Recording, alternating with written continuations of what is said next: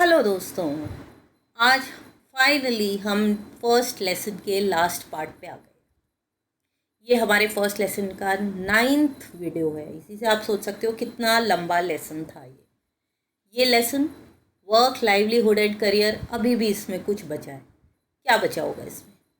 अब जो इसमें बचा है वो बहुत ही इंटरेस्टिंग है और आपकी पूरी ज़िंदगी सच में काम आएगा, चाहे आप घर में हो या बाहर हो, नौकरी कर रहे हो, जहाँ भी हो। इसका एग्जाम्पल ही देख लो। आपको दो पिक्चर्स दिख रही हैं। इसमें देखो, ये जो व्यक्ति कंप्यूटर पे काम कर रहा है, इसकी कमर में कितना दर्द हो रहा है। ये कह रहा है उफ, मेरी बहुत दर्द हो गया, मैं थक गया। यहाँ पे ये जो उठा रहा है, बॉक्स उठा रहा है, इसकी कमर में दर्द हो गया। तो हम इसको क्यों डिस्कस कर रहे हैं, इनकी कमर के दर्द को? हम तो सिकाई नहीं करने जा रहे हैं। इसलिए क्योंकि आज का जो हमारा टॉपिक है वो है अर्गोनॉमिक्स एंड एंटरप्रेन्योरशिप। एंटरप्रेन्योरशिप का तो कोर्स भी चल रहा है। क्या होता है ये? अर्गोनॉमिक्स और कार्य परिस्थितिकी उद्यमशीलता। अर्गोनॉमिक्स के दोनों मतलब हैं, कार्य परिस्थितिकी और उद्यमशीलता। ठीक है, तो इसमें अब हम क्या देख रहे हैं? अर्गोनॉमिक्स होता क्या है? आपके लिए एकदम नया वर्ड है। क्या होता है ये? The study of people's efficiency in their working environment. मतलब कोई भी व्यक्ति अपने काम के माहौल में किस तरह करता है, वो अपने काम को कैसे करता है, ये है अर्गोनॉमिक्स। मान लीजिए आप पढ़ रहे हो, तो आप किस तरह से बैठे हो। कई बार हम ज़मीन पे बैठ के जब काम करके उठते हैं तो थक गए, कमर में दर्द हो गया और नहीं बैठा जा रहा है। क्यों? इसका मतलब जिस तरह से हम बैठे हैं वो कंफर्टेबल नहीं है। तो ये हम जो लोगों की दक्षता या जिस माहौल में वो काम कर रहे हैं उसमें उनका बिहेवियर कैसा है, ये है ergonomics. The study of people's efficiency in their working environment. उनके काम के माहौल में दक्षता का अध्ययन, किस तरह से वो काम करते हैं। कुछ एग्जांपल्स लेते हैं। यहाँ देखो, ये लड़का कितना परेशान हो रहा है, उसको लाइट नहीं पड़ रही है, सही, उसकी आंखों में भी दर्द हो जाएगा, वो ज़्यादा देर नहीं कर पाएगा, थक जाएगा। वही ये बच्चा खुश है क्योंकि इसको अच्छी रोशनी मिल रही है और इसकी आंखें भी दर्द नहीं होंगी, ये ज़्यादा देर पढ़ सकता है, इसका काम ज़्यादा होगा, इसकी आउटपुट भी ज़्यादा आएगी। ये देखो, कंपेयर टू एक ही, मान लो ये कितना लंबा सा हमारा डायस होता, ये सेकेंड वाली में, तो ये जो लड़की यहाँ बैठी है या लड़का, में मुझे नहीं पता ये कौन है, इसको बहुत मुश्किल होता है लेफ़्ट से राइट, राइट से लेफ़्ट जाना। लेकिन क्योंकि ये एल शेप है, इसके हाथ देखो पूरी जगह घूम पा रहे हैं और ये कहीं से भी अपना सामान उठा सकती है। ऐसे ये, इसकी भी कमर में दर्द होने लगा, इसके नहीं हो रहा है, ये खुश है उतना ही सामान उठाकर। ये लड़की जिस तरह से बैठी है, इसकी कुर्सी इसी की तरह है, इसे कहीं दर्द नहीं होगा। अब यहाँ पर देखो, ये जो लड़की है इसके पास 3 एरिया बने हुए हैं। एक में इसका कंप्यूटर रखा है, दूसरे पे इसका कीबोर्ड और माउस। क्यों? इसे सबसे ज़्यादा ज़रूरत इसी की है। फ़ोन दूसरे वाले एरिया में है और तीसरे वाले में हेडफोन्स वगैरह हैं जिनकी उन्हें कम ज़रूरत है। तो ये वाला जो सबसे पहला एरिया है जिसमें उसका कीबोर्ड है, ये सबसे ज़्यादा यूज़ करेगी, आगे वाला कम, और इसके लिए उसे स्पेशली हिलना पड़ेगा या उठना पड़ेगा। यहाँ पर दिख रहा होगा, अब आप समझ ही गए होगे किसके दर्द होने वाला है, कौन रोने वाला है। और ये देखो, बच्चों के लिए अलग कुर्सियाँ आती हैं, वो हमारी कुर्सी पे नहीं बैठते, इनकी इस पे, हम कहीं भी होटल में जाते हैं, रेस्टोरेंट में, उनको ऐसी कुर्सियाँ मिलती। क्यों? ना वो इसमें से गिरेंगे और ना कोई तकलीफ होगी। तो काम में लोगों को कैसा माहौल मिल रहा है, कैसा उनका रिएक्शन होने वाला है, ये है अर्गोनॉमिक्स। तो ये अर्गोनॉमिक्स जो है ये 2 शब्दों से बना है, अर्गन और नॉमिक्स। ये ग्रीक के शब्द हैं। अर्गन का मतलब होता है वर्क, नॉमिक्स का मतलब नेचुरल लॉज। तो हम इसमें क्या पढ़ रहे हैं? Study of humans at work. तो नॉमिक्स स्टडी हो रही है, किसकी स्टडी हो रही है? लोगों के काम करने की। तो ergonomics study of humans at work, लोगों के अपने काम पर किस तरह से वो बिहेव करते हैं, ये है अर्गोनॉमिक्स। इसमें हम क्या देखते हैं? Study of humans at work हमने डिस्कस कर ही लिया है। इसमें adapt the work environment to the worker, ये सबसे ज़रूरी है। अर्गोनॉमिक्स का ये बेसिक कंसेप्ट है कि इसमें हम वर्कर से ये नहीं कहते जहाँ पर हो उस तरह से तुम काम करो। हम कोशिश ये करते हैं जो एनवायरनमेंट है वो वर्कर की तरह का बनाएं। जैसे आपने एक ऐड देखा है टीवी में, फ्रिज का आता है कि हमने जो है फ्रीज़र नीचे कर दिया। फ्रीज़र नीचे क्यों कर दिया? ये अर्गोनॉमिक्स है, क्योंकि नीचे झुकने में हमें ज़्यादा थकान होती है और हम कम से कम नीचे झुकना चाहते हैं, हमें ऊपर से उठाना ज़्यादा आसान लगता है। तो फ्रीज़र हमें कम खोलना पड़ता है, उस फ्रिज वाले ने फ्रीज़र ही नीचे कर दिया। तो उन्होंने क्या किया? हमसे नहीं कहा तुम बदलो, उन्होंने मशीन को बदल दिया, माहौल को बदल दिया। ये है ergonomics. Ergonomics is the study of work with the primary goal of being to adapt the work environment to the worker. मैंने समझा दिया, एनवायरनमेंट को आपकी तरह करना। अब हमने ये आपसे नहीं कहना है कि आप ज़मीन पे बैठ के पढ़ो, हमें आपको ज़मीन पे बिठाना, हमारे पास कुर्सी नहीं। कुर्सियाँ भी बहुत सारी हैं, आप कुर्सी लेने जाओगे तो बैठ के देखते हो ये कंफर्टेबल है, ये वाली लेते हैं, ये भी एर्गोनॉमिक्स है। इसको हम कहते हैं human factors engineering. Human factors क्यों? क्योंकि ये वो इंजीनियरिंग है जो मशीन को ध्यान में रख के नहीं बनाई जा रही है, हमें ध्यान में रख के बनाई जा रही है। अब आप किचन में देखते हो स्लैब, क्या आपने देखा है किसी की स्लैब ऊपर होती है, किसी की स्लैब नीचे? क्या कभी ऐसा होता है? आप बैंक में जाते हो, टेबल का साइज़ सबका सेम होता है। ऑफिस में हम देखते हैं केबिन से एक से होते हैं। तो ये हमें ध्यान में रख के बनाए जाते हैं एर्गोनॉमिक्स। अब एर्गोनॉमिक्स में हमें कौन कौन सी चीज़ों को ध्यान में रखना होता है? सबसे पहला, रिलेशन टू वर्कर कैपेसिटी, मतलब एक आदमी की कैपेसिटी कितनी है। इसमें फिजियोलॉजिकल भी और साइकोलॉजिकल की, मतलब शारीरिक भी और मानसिक भी, उसका काम करने की उसमें कितनी ताकत है। फिर टास्क डिमांड्स, इसमें हम नेचर एंड कॉम्प्लेक्सिटी, मतलब काम कितना बड़ा है, कितना मुश्किल है। अगर आपको बहुत मुश्किल काम करना है, बहुत लंबा काम है, 4-5 घंटे का काम है, तो सबसे पहले होगा भैया जगह अच्छी देना हमें, तभी मैं ये कर पाऊँगा। वर्क एनवायरनमेंट, इसमें आ जाता है शोर तो नहीं है। मान लो हम पढ़ने बैठे हैं और वहाँ पर शोर है, गर्मी है, रोशनी नहीं है, तो क्या हम काम कर पाएंगे? अगर आप एसी में बैठो गर्मियों में और बिना एसी के बैठो, तो गर्मियों में आप देखोगे एसी में हम ज़्यादा देर काम कर लेते हैं और बिना उसके हम थक जाते हैं। उसी तरह से यहाँ पे आपको ये फिगर दिख रही है, अगर हमें धक्का देना है तो हम सीधे तक करके धक्का देते हैं, और अगर हमें आगे बढ़ानी है, अपनी तरफ लेना है, तो हम उसे लिटा कर लेते हैं। ये तो सभी ने करा होगा, कभी कभी हम सफ़र पे जाते हैं अपनी अटैचियों के साथ। अब एर्गोनॉमिक्स को हम यूज़ कहाँ पर करते हैं? अपने वर्क प्लेस या वर्क स्टेशन के डिज़ाइन पर, हम जहाँ पर काम कर रहे हैं उसके टेबल पर या स्लैब के ऊपर, ये सब। टास्क डिज़ाइन, हम किस तरह से काम कर रहे हैं, हमारा काम क्या है, क्या हमारा काम खड़े होकर करने का है या बैठ के? पहले अगर आपको ध्यान हो तो किचन भी बैठने वाले होते थे, अब खड़े होने वाले। फैसिलिटीज़, हम क्या क्या सुविधाएं दे सकते हैं, वहाँ का माहौल कैसा है, वहाँ किस तरह का काम होना है। हम इसे टूल्स, मशीन्स, वर्क स्टेशंस सब पे इस्तेमाल करते हैं। अगर आपने ध्यान दिया हो तो हमारे ये जो फ़ोन है ये भी इसी हिसाब से बनते हैं कि हमें कम से कम हिलना पड़े। ये पतला क्यों होता है इधर से और एक डायमेंशन में, और एक तरफ से लंबा क्यों होता है? क्योंकि वो हमारे हाथ में नहीं आएगा। अगर ये चौकोर बना देंगे, स्क्वायर बन जाएगा, तो हमारे हाथ में नहीं आएगा। ये भी एर्गोनॉमिक्स है। तो ये मत सोचना कि फ़ोन ऐसे ही डिज़ाइन हो जाता है, ये भी हमारे हाथ का मेजरमेंट लेने के बाद ही डिसाइड होता है। और ऐसे डिसाइड करते हैं कि स्ट्रेस ना पड़े हमारे हाथ पे और हमारी फिंगर्स पर, और हमें हेल्थ प्रॉब्लम्स ना हो। हम फ़ोन इतना ज़्यादा इस्तेमाल करते हैं, फिर भी हमारे कई बार उंगलियों में या अंगूठों में दर्द ना हो। एक फ़ोन और उसके बटन भी इस तरह से ध्यान में रख के नहीं करते। अब ये जो हम एर्गोनॉमिक्स पढ़ रहे हैं, ये इन 4 पिलर्स पे बेस्ड है। मतलब इन 4 चीज़ों को जब हम पढ़ते हैं तब कहीं जाकर एर्गोनॉमिक्स बनती है, तब ये पूरी बिल्डिंग हमारी बनती है। ये कौन कौन से हैं? सबसे पहला है मानव मिति या एंथ्रोपोमेट्री। इसमें हम हर व्यक्ति की बॉडी का साइज़ लेते हैं, उसकी हाइट कितनी है, उसकी लंबाई चौड़ाई कितनी है, ये हो गया एंथ्रोपोमेट्री। जैव यांत्रिकी, बायोमैकेनिक्स, मतलब हम मसल्स को किस तरह से अपनी बॉडी में यूज़ करते हैं, हमारी हड्डियाँ कैसे मूव करती हैं, हमारे जॉइंट्स कैसे मूव करते हैं। कई बार आप गलत सो भी जाओ तो कमर में दर्द हो जाता है, गर्दन में दर्द हो जाता है, इसका मतलब हमारी मसल्स में कहीं प्रॉब्लम आई है।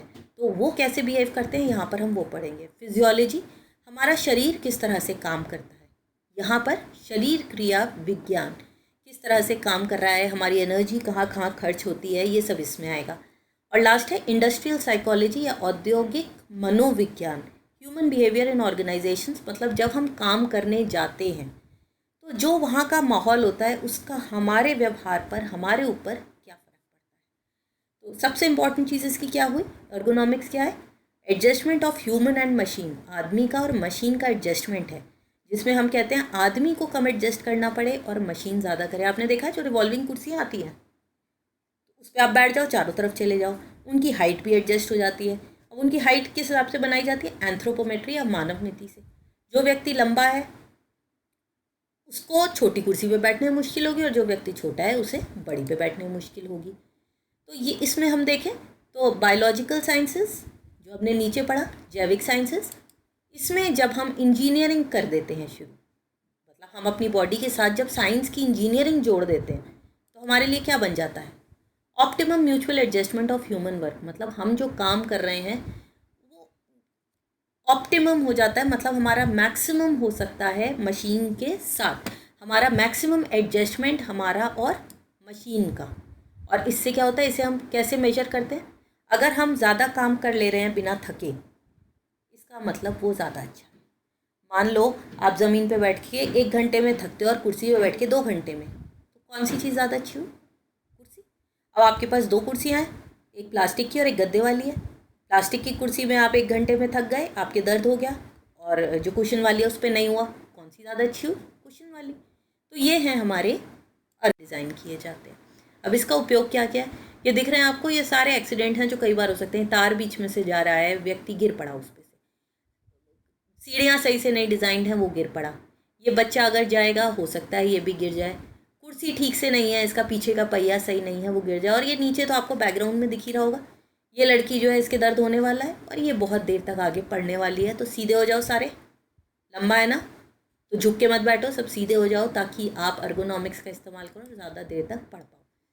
ये जो है हमारी इंजरी और एक्सीडेंट्स कम करता है। हम ज़्यादा देर काम कर पाते हैं तो हमारी प्रोडक्टिविटी बढ़ती है, आउटपुट ज़्यादा हो जाता है, हमारी एफिशिएंसी बढ़ती है, हम जिस रफ्तार से काम कर रहे हैं वो बढ़ जाती है, गलतियाँ कम होती हैं, और अगर गलतियाँ कम होंगी तो हमें काम को बार बार नहीं करना पड़ेगा। एब्सेंटीज़म कम हो जाता है, मतलब बेकार में अगर कोई जना बार बार छुट्टी करता है तो वो कम हो जाएगा, क्योंकि वो बीमार कम पड़ेगा, उसे टेंशन्स नहीं होंगी, और एक्सीडेंट भी नहीं होंगे तो चोटें नहीं लगेंगी, तो छुट्टी नहीं मारनी पड़ेगी। मोरल ऑफ द स्टूडेंट्स, अगर काम अच्छे से हो रहा है, आप वहाँ पर खुश हो, आपके कहीं दर्द नहीं है, आपको अच्छे माहौल मिल रहा है, तो आप खुश रहेंगे और अच्छा काम करेंगे। और सेफ़ और प्रोडक्टिव वर्क एनवायरनमेंट, वहाँ पर सुरक्षा रहेगी। और माहौल कैसा है ये हर जगह के लिए बहुत ज़रूरी है, हम इसे बार बार डिस्कस करते आ रहे हैं।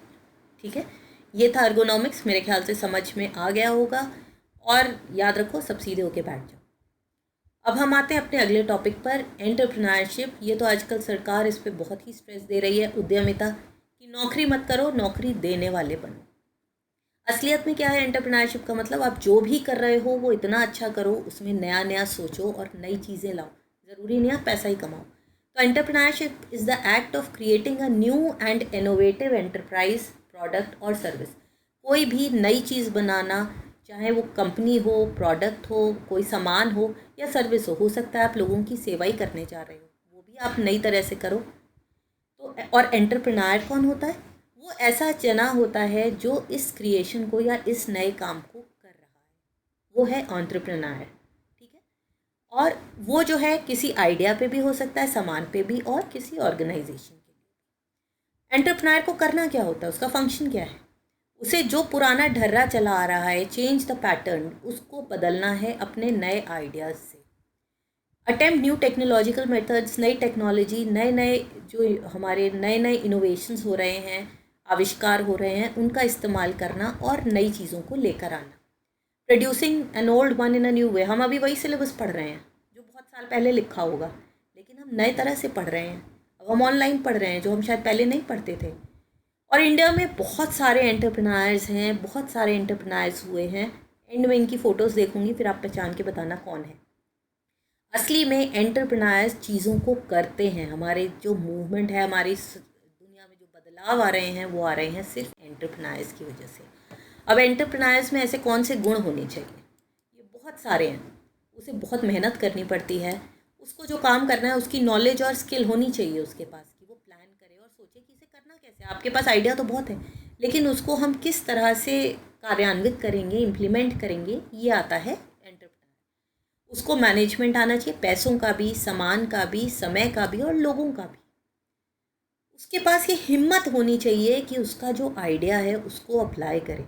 उसमें रिस्क तो लेना पड़ेगा, लेकिन रिस्क लेने की ताकत भी होनी चाहिए। जो भी समस्याएं आए, जो भी चैलेंजेस आए, उन्हें फेस करने के लिए तैयार रहे, नई नई चीज़ों को सीखे, नई नई स्किल्स को सीखे। अगर आपको डांसर बनना है और आपको बहुत अच्छा डांस आता है, तब भी आपको नए नए डांस फॉर्म सीखने पड़ेंगे। जो मुश्किल इश्यूज़ हैं उनके सल्यूशन ढूंढे जाए। अभी कोरोना चल रहा है, रोज़ हमारे सरकार के लोग नए नए सल्यूशंस ढूंढ रहे हैं। रियलिस्टिक रहें और इजी सल्यूशन, ये मत सोचो कि आज ही मैंने काम शुरू करा है और आज ही पूरा हो जाएगा, मेरा आइडिया इतना अच्छा है। हर काम के लिए बहुत मेहनत लगती है। और अगर आप कहीं फेल होते हो, परेशानियां होती हैं, तो उनसे हारना नहीं है। उन्हें ये सोचना है कि ये हमारे स्टेपिंग स्टोन्स हैं, ये हमारी सफलता की सीढ़ी हैं, और उस चैलेंज को एक्सेप्ट करके आगे बढ़ना है। अपनी पार्टनरशिप्स बनाओ, लोगों को पहचानो, आपकी मदद कौन कर सकता है, किस तरह से हो सकता है। आप अगर अपनी कंपनी में काम कर रहे हैं तो उधर देखो कि किस से आप कौन सा काम सबसे अच्छा करा सकते हो। आपकी पार्टनरशिप है, आप 5-6 लोग हो, तो सोचो कि किस तरह से हम अपनी कंपनी को आगे बढ़ा सकते हैं। कौन ऐसा है जो बाहर लोगों में मार्केटिंग करेगा, कौन ऐसा है जो लेबर को संभाल सकता है, ये सारे काम। और अगर कोई समस्या आ जाए, कोई परेशानी आ जाए, तो फ्लेक्सिबल रहो और उसमें अपने आप को बदलने के लिए भी तैयार रहिए। बहुत ज़रूरी है, हम इसको ज़्यादा ध्यान नहीं देते। कम्युनिकेशन स्किल्स, लोगों से बातचीत करने का तरीका। आपको अगर एंटरप्रेन्योर बनना है, अपना सामान बेचना है, अपने आइडिया को बेचना है, तो आप में लोगों से बात करने का तरीका होना चाहिए। आपके पास कोई नया आइडिया आया है, बिल्कुल नया, अब आप सामने किसी से फाइनेंस या पैसे मांगने गए हो, तो आपको उसे समझाना पड़ेगा ना, तो अपना आइडिया समझाना बहुत ज़रूरी है। अब सामाजिक उद्यमी कौन होते हैं? Social entrepreneurs. अभी तो हम कंपनी की बात कर रहे थे। सोशल एंटरप्रेन्योर्स वो होते हैं जो सोशल गुड या समाज के अच्छे के लिए काम करते हैं। कितना सारा आजकल समाज में काम हो रहा है। लोग कितना खाना बांट रहे हैं, पढ़ाई करवा रहे हैं, लोगों को पढ़ाई करवाते हैं, नई नई स्किल सिखाते हैं, कितने लोगों को ट्रेनिंग्स मिलती हैं। ये जो सोशल और समाज के लिए काम करते हैं वो है सोशल एंटरप्रेन्योर्स। वो क्या क्या काम करते हैं? वो ऐसे काम करते हैं जो सोसाइटी के लोगों के काम के हों, या तो सोसाइटी के कुछ लोगों को या पूरी ही सोसाइटी को फ़ायदा दे। हो सकता है हम पोल्यूशन के लिए कुछ काम कर रहे हों, हम वेस्ट मैनेजमेंट, जो घरों से कूड़ा निकलता है, उसके बारे में हम काम कर रहे हों। ये भी तो एक सामाजिक उद्यमिता है। जो अंडर सर्व्ड, जो गरीब लोग हैं, जिनको पूरी सुविधाएं नहीं हैं, पैसे नहीं हैं, हम उनके भले के लिए काम करते हैं। निगलेक्टेड हैं, डिसएडवांटेज्ड हैं, उनके पास पैसे भी नहीं हैं, फाइनेंशियल रिसोर्सेज नहीं है कि वो अपनी मर्ज़ी के काम कर सकें, तो हम उनके लिए भी काम करते हैं। समाज में बदलाव लाना चाहते हैं, और ऐसे बदलाव लाना चाहते हैं जो बहुत सालों तक हमारे समाज में रहें। Social changes and sustainable improvement, जो समाज में चलते रहें। इसमें हम लोगों को education, health care, economic development, environment, art, कोई भी फील्ड हो सकती है, चाहे वो शिक्षा हो, स्वास्थ्य हो, आर्थिक हो, वातावरण से रिलेटेड हो, हमारी जो कलाएं हैं उनसे हो, कोई सा भी समाज का काम हो सकता है जिसमें हम आगे अपने आइडियाज़ को लगाना चाहते हैं। तो सोशल एंटरप्रेन्योरशिप की जो सक्सेस है, या मतलब वो सफल है या नहीं है, ये प्रॉफिट से नहीं होता। किससे होता है? मान लो मैंने कूड़े को हटाने का एक नया दिया है, सूखा कचरा, गीला कचरा, मेरी कंपनी यही करती है, तो क्या मेरे को इसमें बहुत फ़ायदा हो रहा है? नहीं। इसकी सक्सेस या सफलता हम कैसे नापेंगे? ये देखकर कि हमारे समाज को इससे कितना फ़ायदा हो रहा है। तो सामाजिक उद्यमिता, ये सफलता का पता इस बात से नहीं लगाया जा सकता कि हमने पैसे कितने कमाए। क्लियर है ये देखो, अब हमारा ये पूरा यूनिट 1 ख़त्म होता है। अब हम इसके क्वेश्चन आंसर्स बाद में करेंगे इससे रिलेटेड। ये देखो, ये हमारे देश के बहुत सारे एंटरप्रेन्योर्स हैं, इन्हें पहचाने? अमूल से कुछ याद आया? अंबानी, इन्हें तो पहचान ही गए होगे। इनको भी कुछ नाम आपको पहचान में आएंगे, नहीं तो ढूंढना ये कौन कौन है, और फिर मुझे कमेंट बॉक्स में बताना ये कौन कौन है। ये सारे हमारे देश के एंटरप्रेन्योर्स हैं जिन्होंने हमारे देश को एक दिशा भी दी है और दशा भी दी है। ठीक है, अगर आपको मेरा ये वीडियो पसंद आया हो तो प्लीज़ लाइक, शेयर और सब्सक्राइब करो। यूनिट 1 ख़त्म हो गया है। बेल आइकन को प्रेस करना मत भूलना। बेल आइकन प्रेस करने से ही मेरे आगे आने वाले वीडियोस आप तक पहुंच पाएंगे। ठीक, तो पढ़ते रहिए, नई नई चीज़ें इनोवेट करते रहिए, घर में हो या बाहर, जो भी करो सबसे अच्छा करो। Thank you students.